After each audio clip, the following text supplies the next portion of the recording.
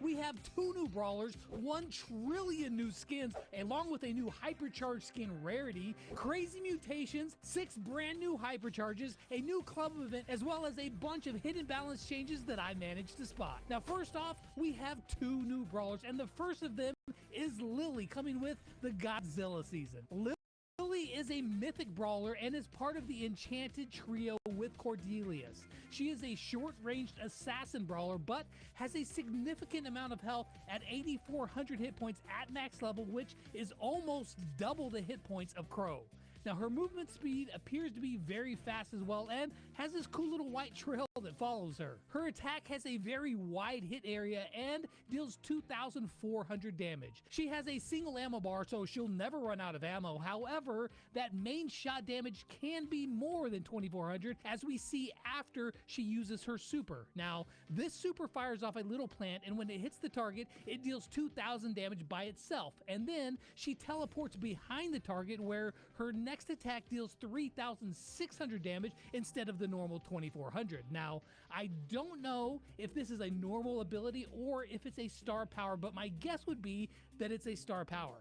Now, of course, I'll be able to tell you all of the juicy details in the upcoming sneak peek, so be sure to get subscribed if you want all of that info the second that I'm able to share it with you. Now, the other new brawler is a legendary tank named Draco. He loves heavy metal music and is part of a brand new trio that comes with a new environment called the Mad Evil Manor. Draco has 11,000 hit points at max level, and as a tank, he will have the trait that charges his super whenever he takes damage. For his main shot, he stabs enemies with his guitar in a rather long range for a melee brawler. If they're hit with the point of the attack, it will deal 2,400 damage. Otherwise, he deals half that at 1,200, which isn't very much. Now for his super, he mounts up on Yoshi, or his inflatable dragon.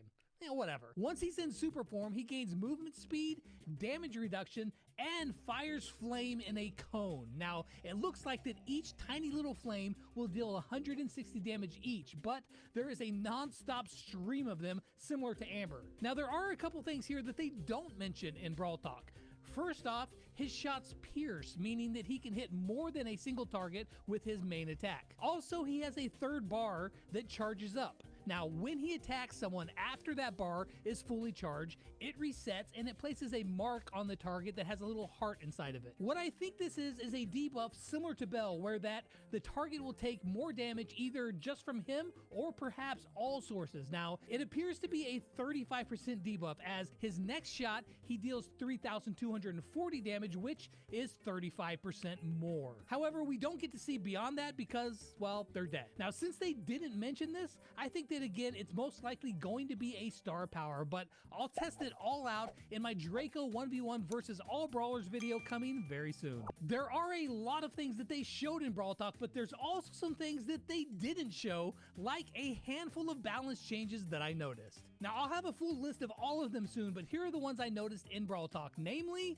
Mortis is getting a buff. A few times in the video, we can see Mortis attacking, and his main attack is dealing 2,000 damage instead of the 1,880 that it currently does in game. Also, it looks like Spike is getting a slight nerf. We see his Spikes connect dealing 1,080 damage, and in game right now, they deal 1,120. However, Hank, he wasn't prawn ready for this HP nerf that we see in this clip. Currently in game, he has 11,600 health. However, in this clip, it's 10,800.